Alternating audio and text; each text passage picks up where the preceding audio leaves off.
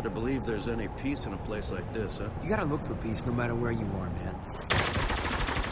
Spec Ops: The Line got its start when somebody at 2K got really drunk and accidentally greenlit an interesting game. Developer Jaeger Studios decided they were just going to make a Call of Duty ripoff, but actually try a little bit on the story. After ripping off the Wire logo, they released the game to the world, and the world said, I first played this game a few years ago, and my reaction was, it's alright. But then I went and got an art degree, and the next time I played it, I was like, oh, I get it. It's a satire or critique or something of modern shooters, maybe? I don't know, it's a friggin' art degree. What do you want from me? You know that part in Call of Duty where you go to the favela and wipe out like 300 people in 20 seconds? And then everyone's like, nice work, Roach. Imagine if instead of that, the Red Cross showed up and was like, oh my god.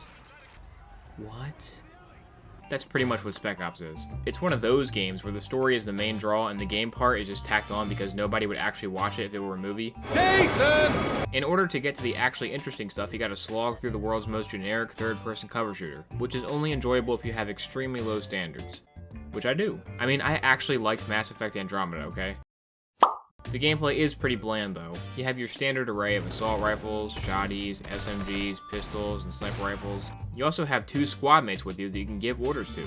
Sounds familiar, doesn't it? And who could forget classic enemies like Soldier, Melee Guy, Bullet Sponge Guy with Machine Gun, and the Cacodemon. I never understood the talk behind Spec Ops: The Line. All I remember is it being in a desert setting and a lot of it feeling very mediocre.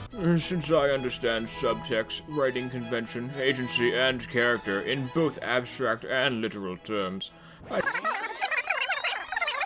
without even trying to understand how these are used to explore the themes of Heart of Darkness. Have you even read that book? No, but I assume it's about modern military shooters. The main crux of the story is that your guy slowly starts to go crazy over the course of the game. People are always acting like this game is all revolutionary because, oh, it's a war game where you can kill civilians.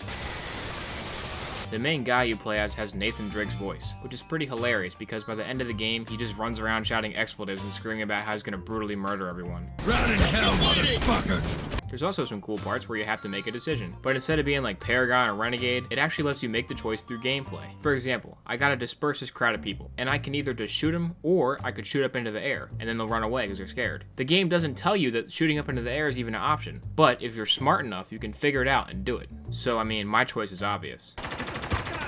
You're never going to hear me say this ever again, but I actually do recommend you check out one of those hour-long analysis videos for this game's story. It's pretty interesting, and also way out of the scope of my funny meme channel. I really wanted to talk about the big twist ending, but I also don't want to spoil it for you. Whatever, I'll just say it. You get to the end of the game, and it turns out that I actually hated Mass Effect Andromeda. That game is total crap.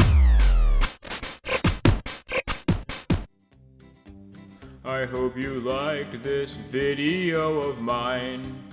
If you would share it, that would be sublime. And maybe then you can like and subscribe. And then go play Spec Ops: The Line.